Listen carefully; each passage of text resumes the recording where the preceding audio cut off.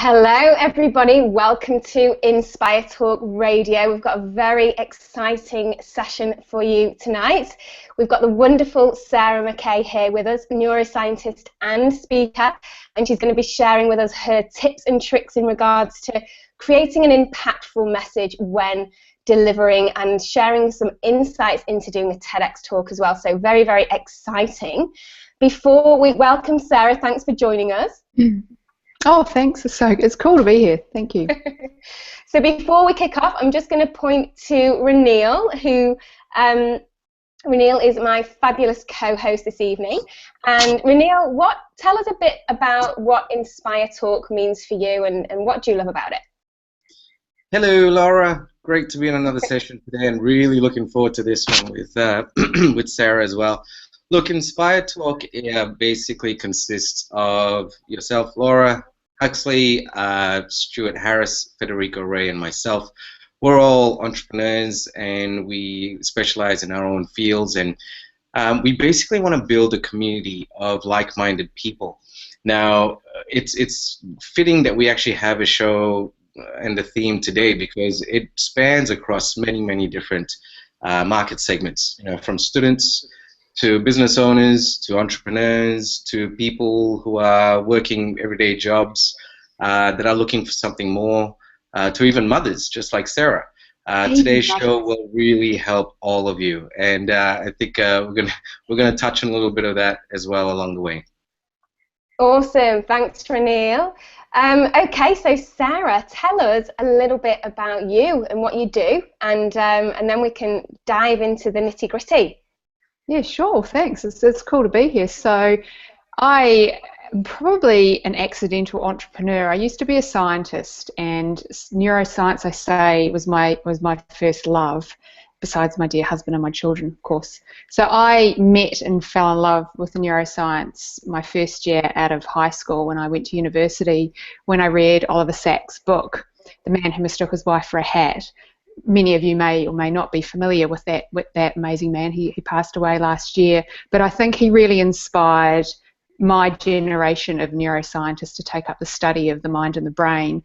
When I first started studying neuroscience, sort of 23, 24 years ago, I really couldn't think of anything more amazing or fascinating or just there was nothing else that really quite captured me the same way as the study of neuroscience. And all of these years later, I think that it hasn't changed. I can't think of anything else that is really as fascinating and quite captures my heart in the same way.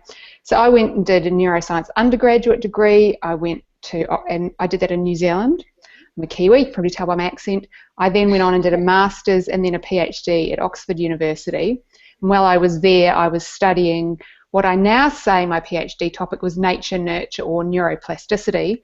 But back then we didn't use the word neuroplasticity. In fact, even if I said the word neuroscience, people didn't often understand what I was saying. And I know it wasn't me, because there was a Welshman who did my course too, and he used to say the same thing. People would go, "Euroscience? Is that the science of Europe?" And I go, "No, neuroscience." Jump 20 years to now, it's like such a hot, exciting topic. It's probably during my PhD I started getting a few inklings that perhaps the life of research wasn't for me. I loved everything about the mind and the brain, learning about it, but as you go further and further into academia and research, your focus has to become narrower and narrower and narrower. So you end up sort of studying one little molecule rather than neuroscience as a whole and how it's applied to our life, which is really kind of where I came at it from. That said, I did a couple of postdocs here, and I moved to Australia in search of sunshine, and with my Irish husband, and I kind of still, I had that huge love and passion for neuroscience, but just didn't feel like who I was as a person felt fitted into academia. I wanted to talk about neuroscience in its broader sense and think about it in its broader sense and how it related to our lives, and talk about it to other people and get excited and share science. But academia means you have to focus down, and it's very narrow, and you just sort of stay in your lab and do your little thing. So after many years of soul searching, I decided to hang up my lab coat and step away from the lab bench, and I set myself up in business about 8 years ago as a science writer, set up my own science communications business, and over time I've gradually got to the point where I really have specialised in neuroscience communications and talking about the mind and the brain and to other people, and it's kind of come along at a really nice time. You know, really this global interest and thirst for information about neuroscience has paralleled my journey. So we have people talking about mindfulness and meditation and neuroplasticity and how can our thoughts change our brain, and how does our mind influence our health. People are talking about things like gut-brain health, and there's, you know, so many different facets of neuroscience out now in the kind of the world, and the kind of, you know, the non-scientists are talking about it too, which is really exciting. So it's all kind of mashed up. It's been a perfect storm for me, really. So and here I am. Yeah. That leads us to your very exciting TEDx talk that you did last year. Yeah, I did. So share with us a little bit, how did you come up with, now that was called Indulge Your Neurobiology. Indulge Your Neurobiology, yeah. And we had a good chat about how you were going to get that idea across. Yeah. Tell us about, you know, why did you choose that kind of topic area? What was it that excited you about that and that you felt you really wanted to get out there? Yeah, well, it was interesting because the TEDx organisers emailed me, like it comes out of the blue. I just sat down one night, opened up my laptop, and there was an email from TEDx saying, would you like to give a TED talk? We love your work, we love your blog, we love what you write about. Do you want to give a TEDx talk? And I've always loved TED because, you know, it's just, you know, it's such a mashup of ideas and inspiration and science and kind of really cool nerdy academics talking about what they love. So I was like, yes, I want to do a TED talk, and then immediately it was followed by, got to do a TED talk.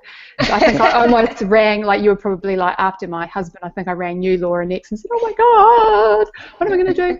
I knew pretty early on, and they came to me with 3 different ideas, none of which I was interested in talking about at all. I just like, no, I'm not talking about any of those topics. And they also told me that completely by chance they'd invited another neuroscientist to speak who bizarrely was in the lab when I was in Oxford doing my PhD. He was in the lab next door doing his postdoc. So he also worked on aspects of neuroplasticity. So straight away I knew that he was going to, you know, 80% of what I could speak about was his kind of thing. So that was kind of good in a way because it narrowed down my choices. And so I'm a bit of a quick study, so I immediately downloaded every book that there was to read about giving a TEDx talk and sped read them and read every blog kind of, you know, in the space of about 3 hours. And I was like, right, I have to choose a topic that I'm passionate about, that other people will care about, that it has a really succinct idea and perhaps I've talked about it in the past and I know has traction.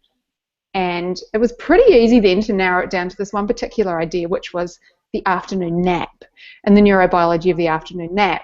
So when I spoke to the TEDx people the next day after, in my typical style, you know, I jammed a year's worth of TEDx research into 5 hours. So I want to talk about afternoon naps. And the girl went, okay, maybe we'll just put you down for one of the filler talks, which was like not a real... And I was like, oh, okay. But this is really cool stuff about afternoon naps, and it helps spark creativity, and you know, it helps with your memory. And she said, oh, okay. And then I rang Laura back, and you said to me, you've got to learn to pitch your talk topic better than that. And so we met, and then they said, come along and meet us in a couple of weeks and we'll go over a few ideas that you have. And I was like, I'm so going to talk about afternoon naps. You guys just don't know how it's going to be a great topic. And so then we worked together, Laura, and refined my pitch down, which involved kind of, you know, teasing them and tempting them in with some of the outcomes of an afternoon nap before I said the afternoon nap is the solution to these various problems. And you know, I had them on the edge of the seat going, what's the topic, what's the topic, what's the topic? And so that was kind of how it came about. The idea of Indulge Your Neurobiology, I was trying to come up with the word's not onomatopoeia, but like a kind of a bit of a rhythm to the title that also reflected what I believe, that, you know, our health is impacted so much by our brain, our mind and our thoughts, and in turn our brain, you know, our mind and our thoughts can impact our health. So I wanted to pull in this idea that indulging your neurobiology is really tapping into kind of some of our innate, you know, our innate kind of understanding of ourselves and what our brains can do. I guess the tagline at the end was, you don't need an app, a guru or a course to know how to indulge in neurobiology and nap. So that was kind of how it all came about. That was the, you know, getting the idea down. Then there were the weeks and the weeks and the weeks and the weeks and the weeks of training and preparing. Yeah. And you're on a world stage. Okay, yes. So it's crazy, unbelievable. So much pressure. Yeah. What's going through your mind? You know, you're looking out to the audience. Yeah, I mean, do you draw a blank sometimes? Is this just totally down pat from minute one, you know, till the end? I tend to approach these kinds of things all in. So I thought, this is the world stage. This is my chance to give a TEDx talk. I may never get another chance like this again. So it's gonna be the best TEDx talk that I can give. And so I kind of set aside, you know, about a month's time to just prepare for that, and thanks to Laura and all her wonderful training that she did with me, I practiced that too. I had the basic sort of script written, and then I just practiced and practiced and practiced and practiced. I heard a really great line today. I was listening to a podcast that said, and this sums it up, that amateurs practice to get until I get it right, professionals practice until I can't get it wrong. And that was really kind of my attitude too, was I practiced and I got that talk into my bones, so on the day I could just be there and enjoy the experience. And a huge part of what I wanted out of TED was to just enjoy the day and soak up the atmosphere and enjoy being with the other people. I didn't want to be so petrified before the talk I couldn't enjoy it, and so relieved afterwards I couldn't enjoy the rest of the day. I just wanted to be able to be in the moment. And really I believe that came down to just practicing that talk so many times. It was in my bones, and then on the day I could be present, and I mean, that's kind of how it played out. I woke up in the morning and I was so excited. It was like, yes, the day's finally here. And you know, I practiced that talk so many times in so many different ways. You know, excited, angry, you know, quiet, and just got it into my bones. And the day, you know, being on stage was perfect. It was as I planned. And there's a little. I wanted to ask you how you used science to make sure that message came out the way you wanted it to. Yeah, well, that's how you did that.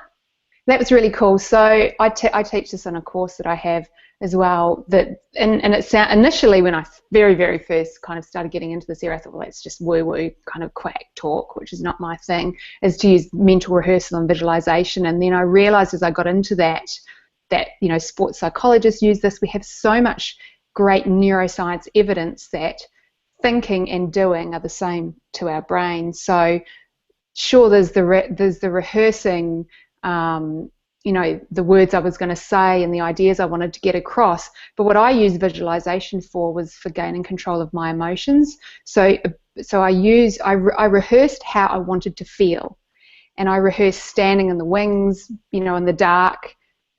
Before I was introduced on stage, I rehearsed how I wanted to feel at that time, and I rehearsed that quite a few times. I rehearsed feeling excited, the anticipation, the excitement, and then I rehearsed in my mind walking onto the stage and looking out at the people and feeling grounded and feeling positive and looking out at their faces and the anticipation.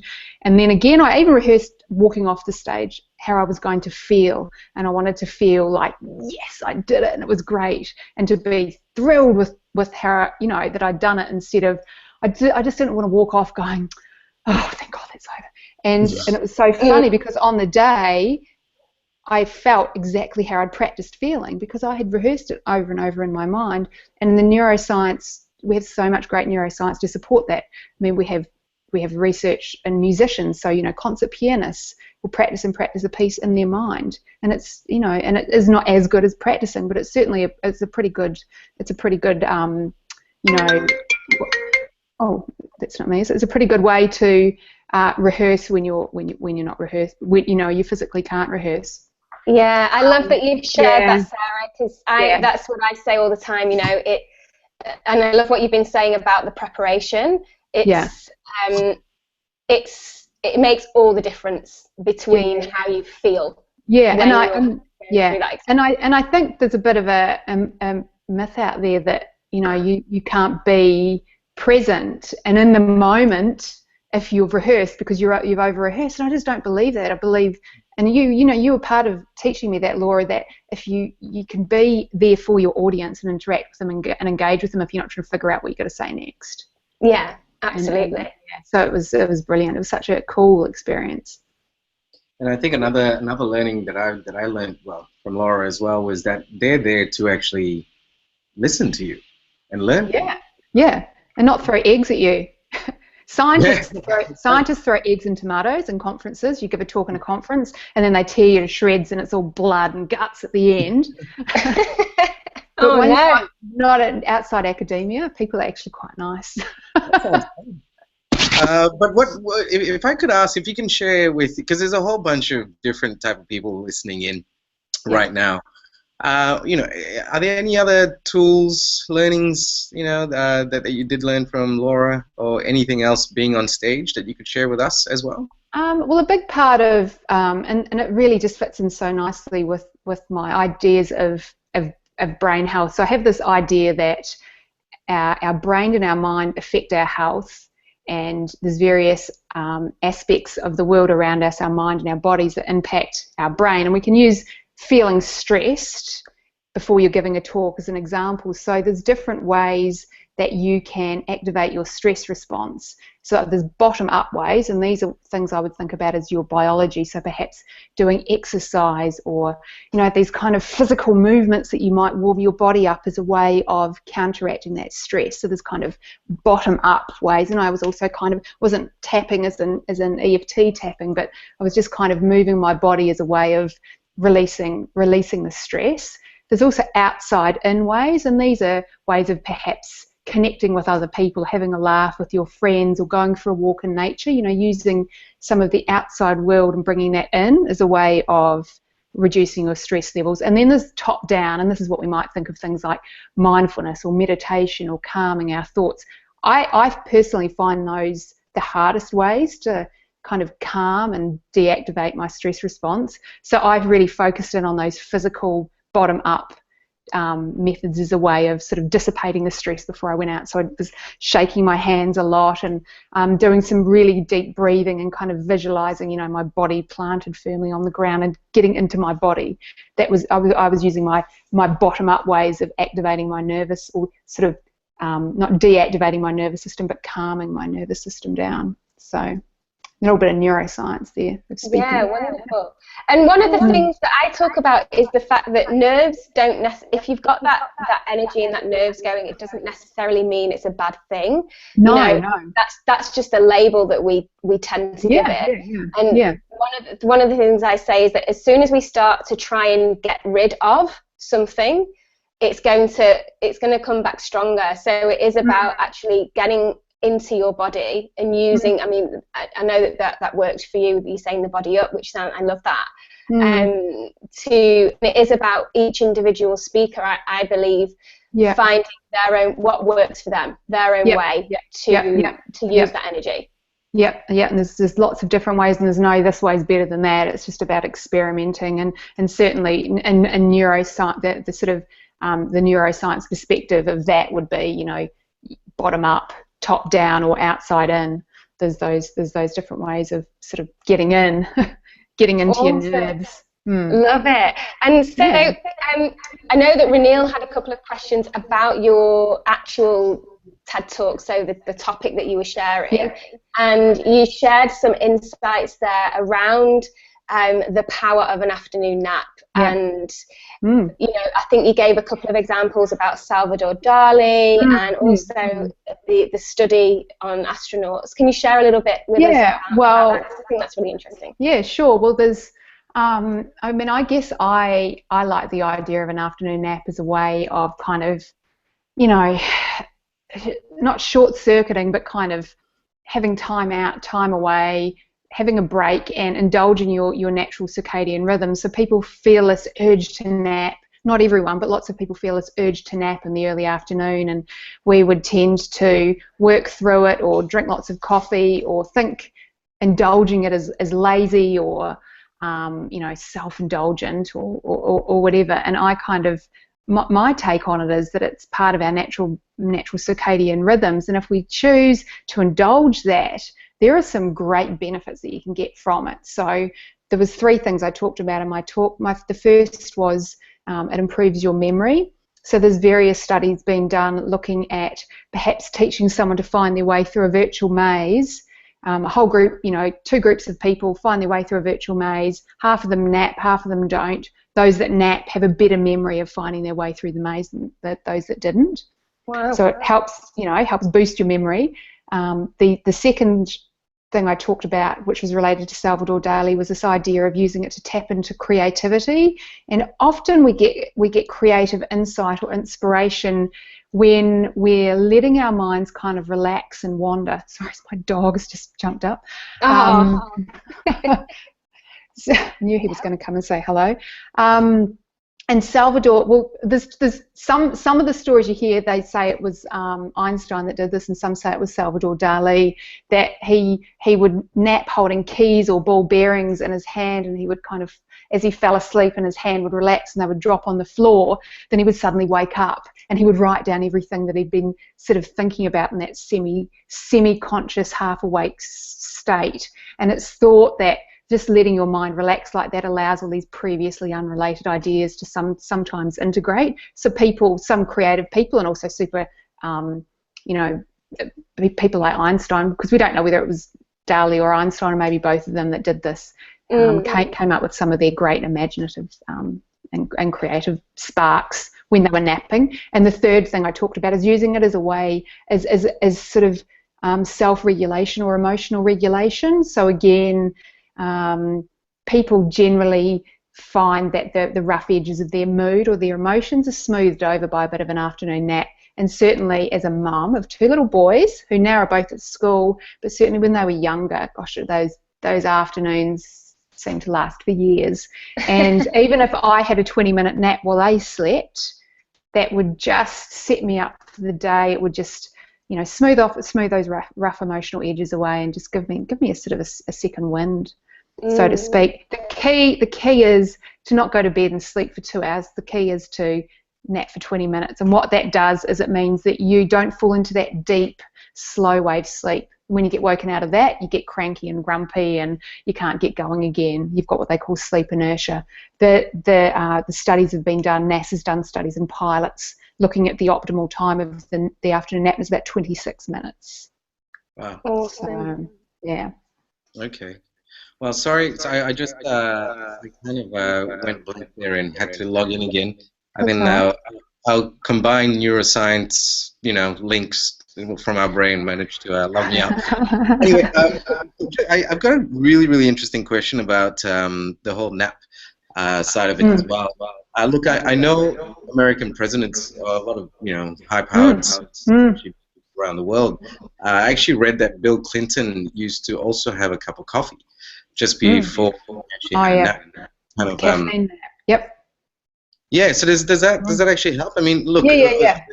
Yeah. And also just with that question, I mean, I'd love for you to share how all of us that are tuning in now and will be watching on YouTube, how can we actually do this? What's the, if you can go into a little bit more detail in terms of the technique of how we can give it a try for a week. Sure.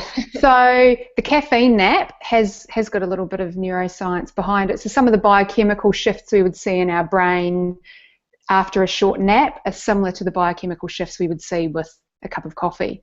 So if you have a cup of coffee before you nap and nap for say 20 minutes, then you wake up, you're getting a double whammy almost.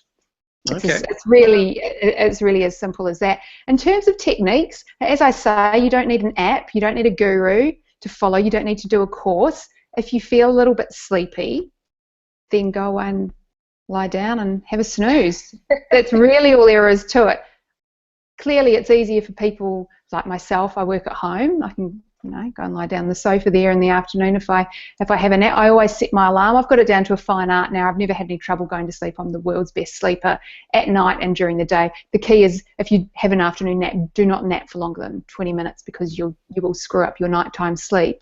But if I feel, and I don't have one every day, but if I do get that sort of tired slump, and it's not necessarily anything to do with having had carbs for lunch or any of that kind of stuff you've heard, I just go and lie down, I get my iPhone out. Someone said to me, how do you wake up after 20 minutes? And I go, there's this magic thing called an alarm on my iPhone. and I just set it. I can set it for about 25 minutes because I know it will take me 2 or 3 minutes to go to sleep if I'm feeling that kind of urge. And I'll just sleep and it'll wake me up, and then I get up and I carry on. Sometimes I have the coffee first, sometimes I have it after. Yeah, and also I think that the interesting part is how you mentioned it's a natural part of our biology. Yeah, you know, a lot of us, you know, we were all students once, you know, studying and, you know, fighting through and sleep. Yeah, those lectures at 2:30 in the afternoon in the dark, and you'd be sitting there, and you felt, and I remember just feeling so guilty if I felt sleepy. I thought, what have I done wrong? And I used to fight it, and I think I say in my TED talk, when I worked, I used to go and hide in the car sometimes and have a nap. And I know people who would sleep in the toilets, or back in the days, you know, labs always used to have a dark room where we'd develop our microscope images in the dark, you know, in the trays of chemicals. People would go and nap in the dark rooms. But now, you know, we've got the Googles and the, you know, all of the Facebooks and all these cool, you know, progressive companies that have napping pods, and people are understanding that, you know, it's kind of part of our daily rhythm. And if you indulge for 20 minutes, sets you up for the rest. Instead of fighting it for 2 hours, just go and nap for 20 minutes and tick that problem solved. What if you had less than 20 minutes, like 10? Oh yeah, you can have a 10. Yeah. I think 10 minutes is good as well. I've been known to the school bell, my kid's school rings at 3:10. I have been known to drive up to school at about 2:50 and put the driver's seat of the car back and have a wee snooze. But, you know, everyone's seen my TED talk now, so the other parents are like, oh yeah, Sarah indulging her neurobiology in the car. Brilliant. So let's bring. What's that? Sorry. You're researching, Sarah. Yeah, exactly. Absolutely. Yeah, I'm walking the talk. Let's bring it back around to your TEDx talk and red wine. So you delivered your TEDx talk and it was a great success. Yeah. How has that impacted, or has it impacted you getting your message out there in a big way as an entrepreneur and as a neuroscientist as well as a writer? Sure. How has that kind of made a difference? It's really hard to have any kind of really clear metric, because I wasn't one of these TEDx speakers that got plucked from, you know, the ether and put on the TED website. I mean, that doesn't happen. It used to back in the olden days, you know, the Brené Browns and the people like that would give the TEDx. It doesn't really happen anymore. So, you know, I just chug away on the TEDx YouTube channel, though I have had pretty good, you know, I haven't looked lately to see how many views I have, but I have had a reasonable amount of people see my talk. It's very hard to say I gave my talk and then this happened because of that.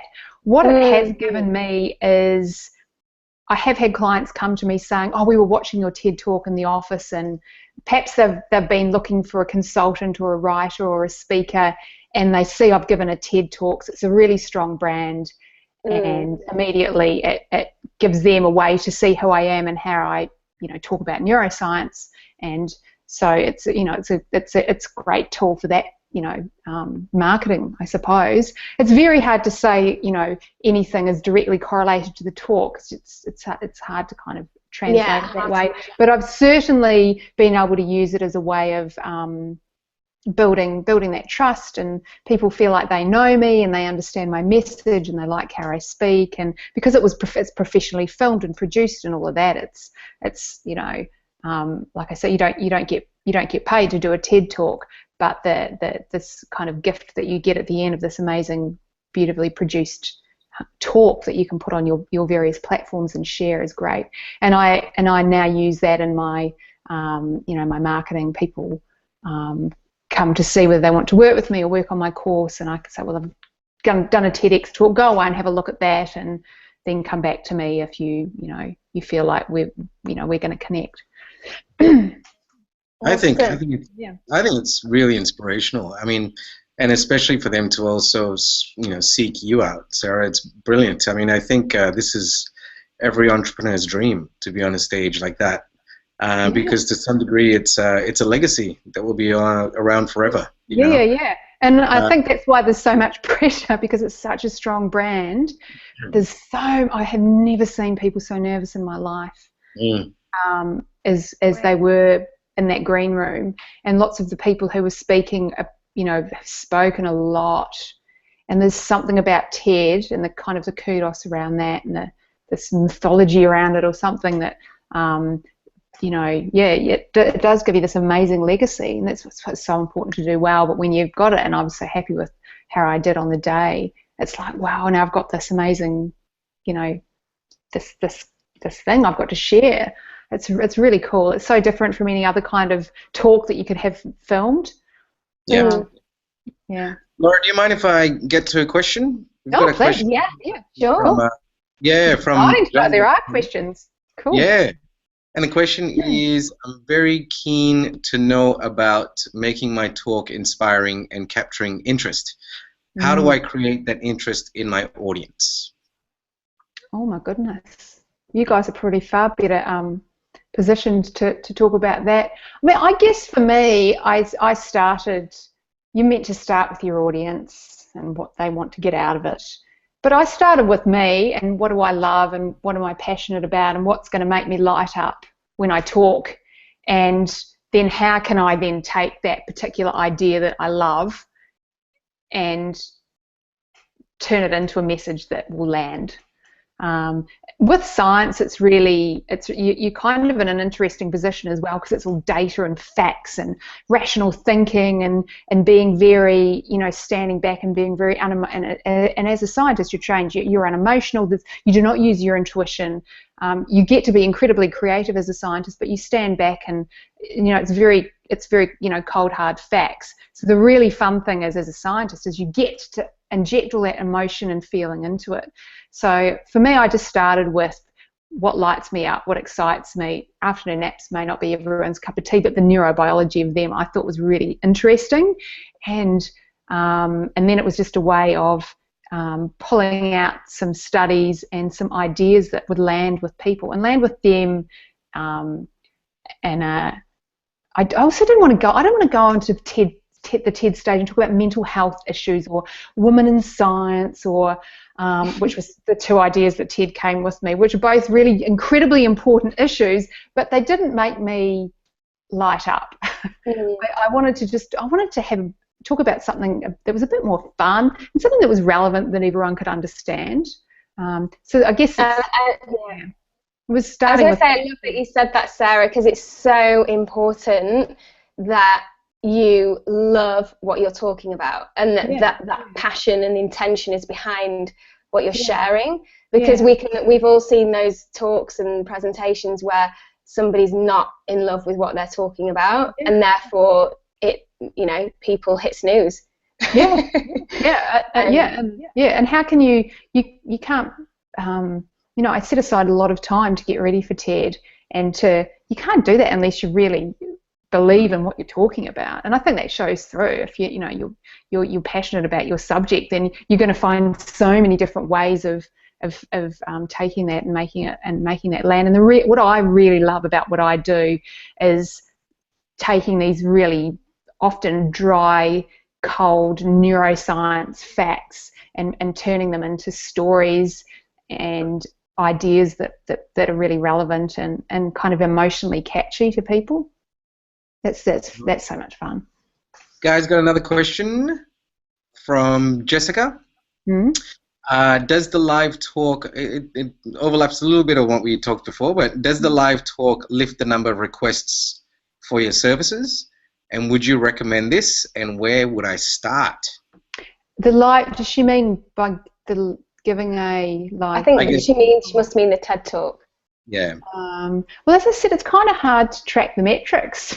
To be honest, I was doing a little bit of speaking before TED. I don't think I have necessarily been asked to speak more since TED, but I have seen significant shifts in my business, which I'd already kind of started putting into place, and TED just fitted into that puzzle. TED just gave me this immediate, strong brand, and so I mean it fitted in that. So it's really hard to say yes, TED meant that this happened. I don't think I could say that. How would you start? I guess, besides getting randomly emailed out of the blue to give a TED talk, you really had to go back to, I started studying neuroscience 22 years ago because I thought that was the most interesting thing in the world, and I still do, and I've made a business out of my passion. So that's how you start. And I think I'll add to that as well, Sarah, is that I know that you had it out there on your website that you are a speaker, and you were also already out there speaking and doing your thing, writing blogs and being visible. And I think that has a very much a large part of why they were able to find you. So I had a blog, and I had a social media platform, and I blogged every week, and I was out there, and I was kind of known in that way. And I have to say that the TEDx speaker came across me because I was tweeting during ABC Catalyst as a science show on TV here in Australia, and I was tweeting during a particular episode on that about neuroscience and the brain. And then that was how the speaker, the TEDx organizer, first came across my name, was on Twitter. Awesome. Yeah, awesome. It's just about kind of engaging in the conversations that were going on at the time around neuroscience. That's brilliant. I think it's really cool. I think it's leverage as well. That's what I ask of you. We were talking off air about your 8-week online course. Look at probably did leverage and help you also build such a great program out of your passion. Do you want to just share with us a little bit about that as well? Well, TED did delay the launch. It was like, I had all these, I had this course I was creating, and I had all these, goals I was reaching in terms of the content and then TED came along, and I thought, I better do the TED. Better do the TED talk. Better stop doing everything else for 6 weeks and focus on that. It was probably not many things that I would have given up otherwise. But so my course is called the Neuroscience Academy. It's 8-week online course. Well, it's actually 9 weeks now with the rest in the middle, so people aren't drinking from a fire hose of information.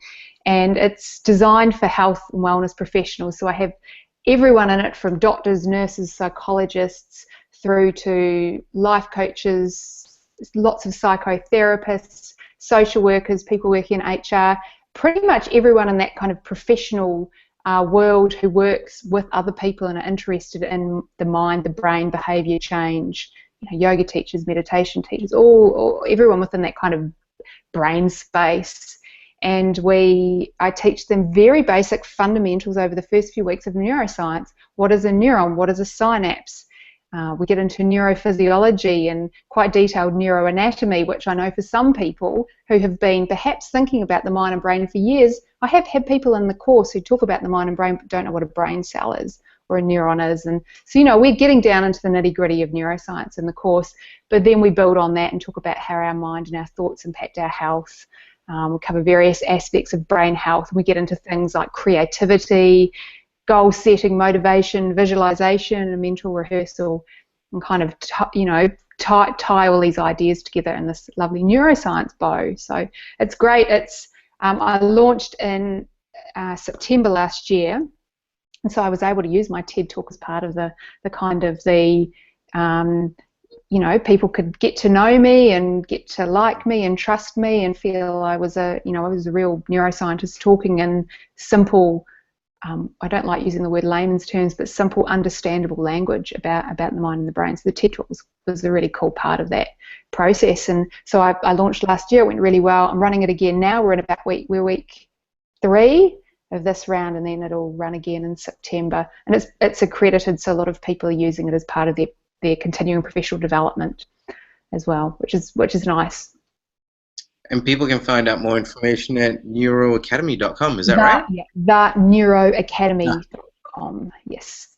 No worries. And we'll put that up on the website as well for anybody who wants more info. Yeah, cool. Fantastic. Now, actually, one more thing probably just before we wrap up, Sarah. Do you want to let us know about a free download that you've got on your website? So there's the Neuro Academy, which is my course, and but I've got a blog which has everything else on it. So it's called yourbrainhealth.com.au, and on that, I blog about everything. Last week I blogged about how meditation actually stresses me out, and what I do instead, which is kind of a bit like saying I don't like vegetables or something these days, talking about the current narrative around meditation, which has been interesting. It's had some interesting responses. So I blog about all kinds of things about neuroscience, the mind and the brain. I also have a free mini course on there called Principles of Neuroscience. You should know, and it's 10 free little bite-sized lessons that arrive in your inbox every day, cover off a little bit of basic neuroscience, and then some really simple, actionable ideas that you can go away and implement in your life and your work to help you live a healthier, happier life. Awesome. Thank you, Lux. Thank you so much for taking your time to join us today. It was really exciting. The golden nuggets, I can tell you. I'll leave Laura to wrap up. But my golden nuggets was basically, I guess, the passion that you had. Even if the topic wasn't cool and funky and all that kind of stuff, you did immerse yourself beforehand. When you visualized it. I think that was. There's something I'm going to take away from that. But also in terms of the content of your talk, it was really cool, and something I'm going to look into a little more, myself. So thank you very much. Oh no, thank you. Thanks for inviting me. It was fun. Thanks so much, Sarah. I think I have to say one of my golden nuggets, which is around the different ways in which you can prepare and looking at actually what works for you. So I love the fact that you said you knew that not necessarily doing meditation and those calming things, that doesn't work for you. And I think that's really important for any people listening, any other speakers out there, that yes, you can learn different ways of preparing and doing all of that, but it's about finding your own way and making sure that fits you. So thank you so much for sharing all of your wonderful wisdom and insights with us. It's so interesting, and I'll be sure to check out the Neuro Academy as well. It sounds brilliant. Cool. And thank you so much, Sarah. Oh no, you are. Thank you for inviting me. It was fun. I appreciate it. Fantastic. All right, guys, and we will